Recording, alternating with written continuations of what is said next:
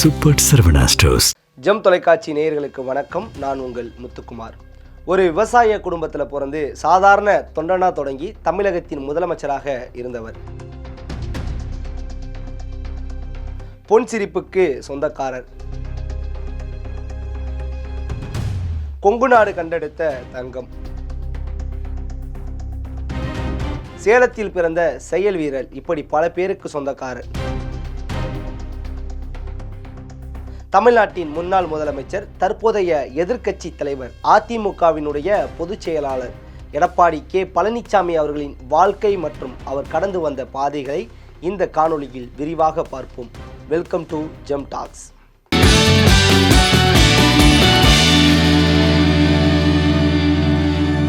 ஆயிரத்தி 1954 ஆண்டு மே 12 சேலம் மாவட்டம் எடப்பாடிக்கு அருகே உள்ள சிறுவம்பாளையம் அப்படிங்கிற ஒரு சின்ன ஊரில் விவசாயி கருப்ப கவுண்டருக்கும் தவசியம்மாளுக்கும் கடைசி மகனாக பிறக்கிறார்.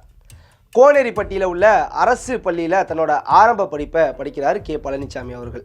குறிப்பாக சொல்லணும்னா பள்ளி இருக்க இந்த கோனேரிப்பட்டிக்கும் பழனிசாமி அவர்களுடைய விவசாய தோட்டத்துக்கும் சுமார் 4 மைல் இருக்குமா. அந்த சின்ன வயசுலேயே நடந்து போய் தான் தன்னோட பள்ளி படிப்பை படிக்கிறார். அதன் பிறகு 1957 ஆண்டு பவானியில் உள்ள அரசு மேல்நிலை பள்ளியில் சேர்ந்து தன்னோட மேல்நிலை படிப்பை படிக்கிறாரு. 6ஆம் வகுப்பு முதல் SSLC வர இந்த பவானி அரசு மேல்நிலை பள்ளியில் படித்து தேர்ச்சி பெறுறாரு.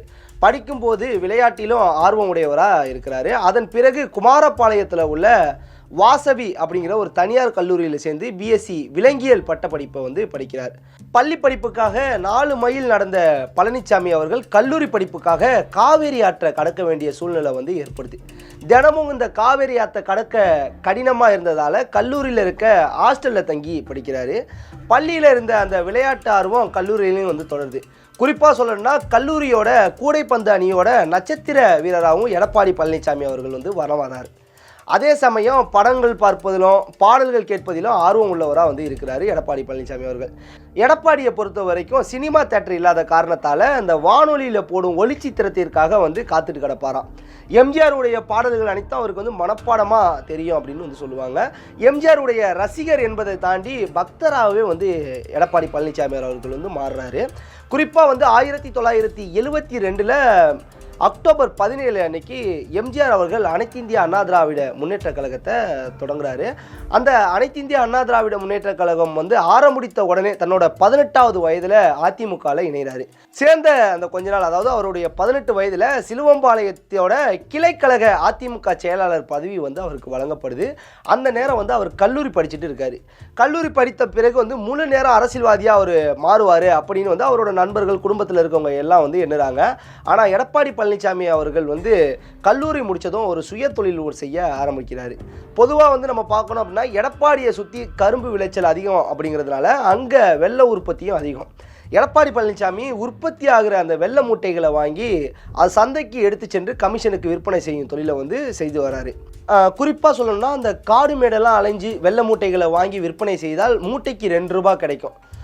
குறிப்பாக அந்த ஊர்களில் சென்று வெள்ளை மூட்டை இருக்கா, சக்கரை மூட்டை இருக்கா என்றெல்லாம் இவர் கேட்பதால் அவரை மக்கள் எல்லாம் வெள்ளை மூட்டை அப்படின்னு செல்லமாகவும் அழைச்சி வந்தாங்க.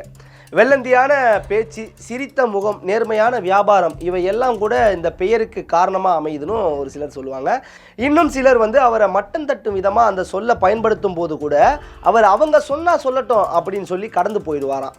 விமர்சனங்களுக்கு செவி கொடுக்காமல் உழைப்பதே அவரோட லட்சியமாக வச்சுக்கிட்டு வேலையை பார்க்க ஆரம்பிக்கிறாரு. அவரை பொறுத்த வரைக்கும் அரசியல் என்பது மக்கள் சேவை, தன்னோட தேவைக்கு வெள்ளை மூட்டை வியாபாரம் இருக்குது அப்படின்னு இருக்காரு. வேலை ஒரு புறம் இருக்க, மற்றொரு புறம் அரசியல்லையும் தன்னோட கட்சிக்காக உழைக்க ஆரம்பிக்கிறாரு. எம்ஜிஆர் மீது ஈர்ப்பு கொண்டு அதிமுகவில் சேர்ந்த போதும் ஜெயலலிதா அவர்கள் மீது தனிப்பற்று கொண்டிருக்காரு எடப்பாடி பழனிசாமி அவர்கள். இதன் காரணமாக 1985 எடப்பாடி ஒன்றியத்தில் ஜெயலலிதா பேரில் தனிக்கொடி ஒன்று உருவாக்கி அம்மா பேரவை அப்படின்னு எடப்பாடி பழனிசாமி அவர்கள் தொடங்குறாங்க. எம்ஜிஆருடைய மறைவுக்கு பிறகு அதிமுக 2ஆக பிளவு கண்ட போது ஜெயலலிதா பக்கம் நின்று தன்னோட விசுவாசத்தை காட்டுறாரு. 1989 ஆண்டு எம்ஜிஆர் அவர்கள் மறைந்த பிறகு நடந்த சட்டமன்ற தேர்தலில் அதிமுக கட்சியானது ஜானகி அணி, ஜெயலலிதா அணி அப்படின்னு 2 அணியாக பிரியுது. ஜெயலலிதாவோட அணியில் எடப்பாடி பழனிசாமி அவர்கள் இருக்கிறாரு. குறிப்பாக சொல்லணும்னா எடப்பாடி தொகுதியில் போட்டியிடும் வாய்ப்பு எடப்பாடி பழனிசாமி அவருக்கு கிடைக்குது. அந்த நேரத்தில் திமுக வெற்றி பெற்று ஆட்சியை பிடித்தாலும் தன்னை எதிர்த்து போட்டியிட்ட திமுகவின் எல் பழனிசாமியை விட 1364 வாக்குகள் அதிகம் பெற்று வெற்றி பெறாரு எடப்பாடி பழனிசாமி அவர்கள். இந்த சட்டமன்ற தேர்தல் முடிஞ்சு அதிமுக ஒன்றிணைந்த பிறகு அவரோட விசுவாசத்திற்கு பரிசா 1990ல் சேலம் வடக்கு மாவட்ட செயலாளர் பொறுப்பை கொடுத்து அழகு பார்க்குறாங்க ஜெயலலிதா.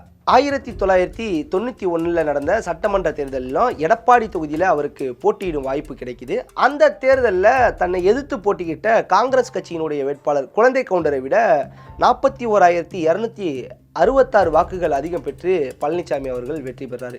கூடவே அதே காலகட்டத்தில் சேலம் மாவட்டம் திருக்கோயில்களுடைய வாரிய தலைவரான பதவியும் எடப்பாடி பழனிசாமி அவர்களை தேடி வருது. 1996 சட்டப்பேரவை தேர்தலிலும் அதே தொகுதியில் வந்து போட்டியிடுறாரு. ஆனால் ஜெயலலிதாவின் ஆட்சிக்கு எதிரான அலையில் கட்சியே அடித்து செல்லப்பட படுதோல்வியை அடைகிறாரு பழனிசாமி அவர்கள். தோல்வியை பார்த்து துவண்டு போகாமல் வந்து அதே மாதிரி 1998 திருச்செங்கோடு நாடாளுமன்ற தொகுதியில் போட்டியிட்டு எம்பியா நாடாளுமன்றத்துக்குள்ளே கால் பதிக்கிறார் எடப்பாடி பழனிசாமி அவர்கள். என்னதான் திருச்செங்கோடு மக்களவை தொகுதியில் வெற்றி பெற்றாலும் சில மாதங்களிலே நாடாளுமன்றம் கலைக்கப்படுது. அதன் பிறகு 1999 நடந்த மக்களவை தேர்தலையும் திருச்செங்கோடு தொகுதியில் போட்டியிறார் எடப்பாடி பழனிசாமி அவர்கள். இந்த தேர்தலில் மதிமுகவினுடைய எம் கண்ணப்பனிடம் வந்து 4556 வாக்குகள் வித்தியாசத்தில் எடப்பாடி பழனிசாமி அவர்கள் தோல்வியை சந்திக்கிறார். அதன் பிறகு 2001 சட்டமன்ற தேர்தலில் அதிமுக வெற்றி பெற்ற போது தமிழ்நாடு சிமெண்ட் கார்ப்பரேஷன் தலைவராக வந்து பணியாற்றாரு எடப்பாடி பழனிசாமி அவர்கள். 2004 நடந்த நாடாளுமன்ற தேர்தலில் திருச்செங்கோடு தொகுதியில் போட்டியிறாரு. இந்த தேர்தலில் திமுகவினுடைய வேட்பாளர் சுப்புலட்சுமி ஜெகதீசனோட வந்து தோல்வியை வந்து சந்திக்கிறார். என்னதான் எடப்பாடி பழனிசாமி அவர்கள் தொடர்ந்து வந்து அந்த தோல்வியை சந்தித்தாலும் கட்சியினுடைய பொதுச் செயலாளராக இருந்த ஜெயலலிதாவுக்கு இவர் மீது இருந்த அந்த நம்பிக்கை வந்து போகலை. 2006 சட்டசபை தேர்தலில் மீண்டும் எடப்பாடி தொகுதியில் போட்டியிறாரு எடப்பாடி பழனிசாமி அவர்கள். அப்போது பாட்டாளி மக்கள் கட்சியினுடைய வேட்பாளர் காவேரியிடம் 6347 வாக்குகள் வித்தியாசத்தில் தோல்வியை சந்திக்கிறார். தேர்தலில் தோல்வி ஒரு புறம் இருக்க கட்சியில் இவரோட வளர்ச்சி நாளுக்கு நாள் வந்து அதிகம் ஆகிட்டு தான் இருந்துச்சு அப்படின்னே சொல்லலாம்.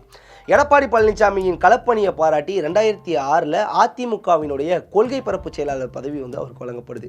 அதன் பிறகு 2007 அதிமுக அமைப்பு செயலாளர் அப்படிங்கிற ஒரு உயரிய பதவியை மறைந்த முன்னாள் முதல்வர் ஜெயலலிதா அவர்கள் எடப்பாடி பழனிசாமி அவர்களுக்கு கொடுத்து அழகு பார்க்குறாங்க. பொதுவாக 1991 2011 வரைக்கும் கட்சி தொடர்ச்சியாக வாய்ப்புகள் வழங்கியும் போட்டியிட்ட ஒரு தேர்தலை தவிர அனைத்து தொகுதியிலையும் தோல்வி அப்படின்னா வேறு ஒரு அரசியல்வாதியாக இருந்தால் மனம் உடைஞ்சிருப்பார். ஒருவேளை அரசியலை விட்டே விலகினாலும் விலகியிருப்பாங்க. ஆனால் பழனிசாமி மனம் தளர்ந்ததே கிடையாது. கட்சி செயல்பாடுகளையும் குறைச்சி கொண்டதே கிடையாது. என்னதான் நம்ம தோத்துட்டோம் அதனால் வந்து நம்ம வருத்தப்படுறோம் அப்படிங்கிறது கிடையாமல் நம்ம கட்சியிலையும் வந்து நம்ம கட்சியில் நிற்கிறோம் ஆனால் அதில் தோத்துறோம் அப்படிங்கிற இல்லாமல் கட்சியோட களப்பணியிலையும் நல்லா சிறப்பாக செயல்படுறாரு. அதே மாதிரி ஒரு இடத்துலையும் துவண்டு போகல. அதன் பிறகு 2011 மீண்டும் எடப்பாடி தொகுதியில் போட்டியிடும் வாய்ப்பு வந்து எடப்பாடி பழனிசாமி அவர்களுக்கு கிடைக்கிது.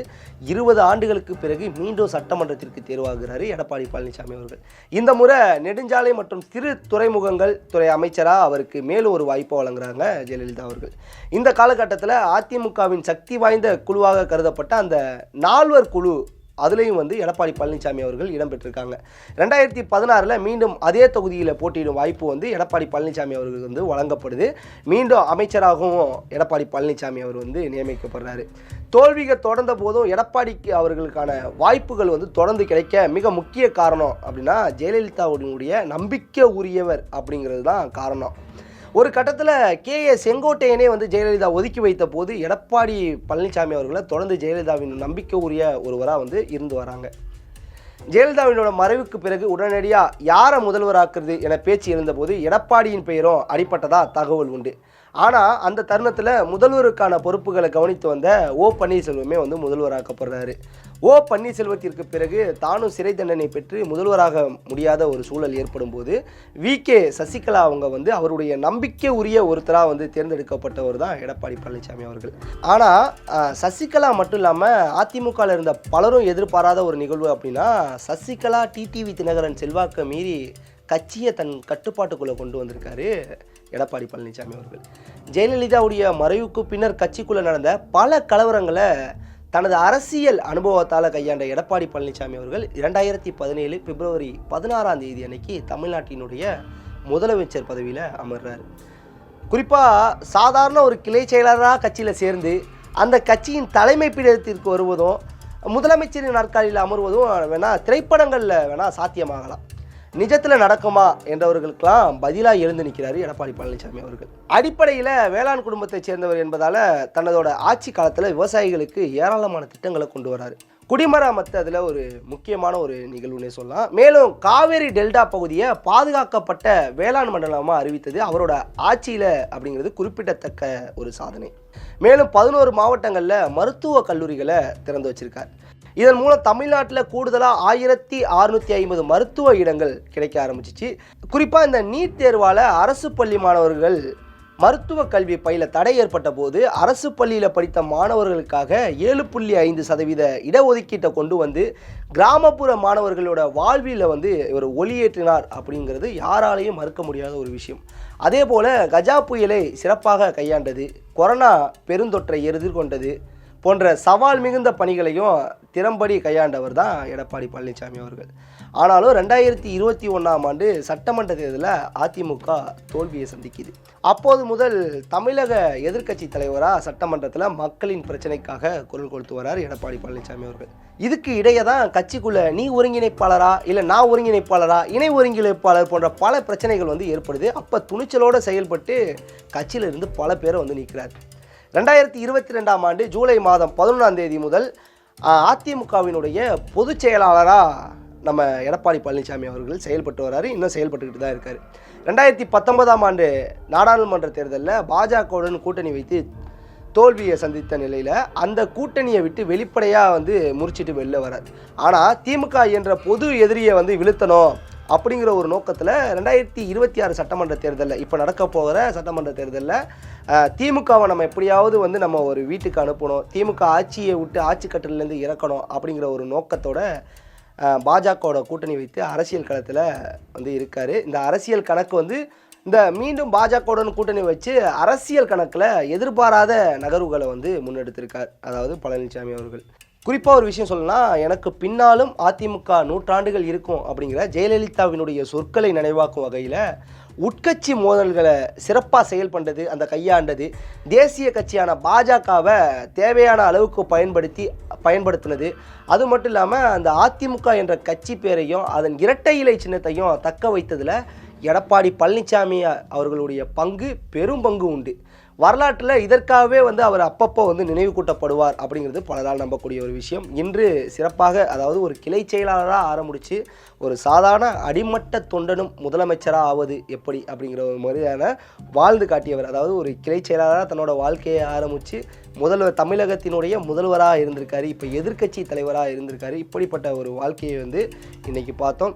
இந்த நினைவுகளில் இந்த நேரம் கருதி நிறைய இன்சிடெண்ட் உள்ளே இருக்காது. அதாவது இதில் நான் ஏதாவது தவறாக ஏதாவது சொல்லியிருந்தாலும் கீழே இருக்க கமெண்ட் பாக்ஸில் கமெண்ட் பண்ணுங்கள். இது போல் அடுத்து யாருடைய அந்த வாழ்க்கை வரலாறை நீங்கள் தெரிஞ்சுக்கணும் அப்படின்னு ஆசைப்பட்டாலும் கீழே இருக்க கமெண்ட் பாக்ஸில் கமெண்ட் பண்ணுங்கள். மீண்டும் இன்னொரு காணொலியில் உங்களை சந்திக்கிறேன். அதுவரை உங்களிடமிருந்து விடைபெறுவது உங்கள் முத்துக்குமார்.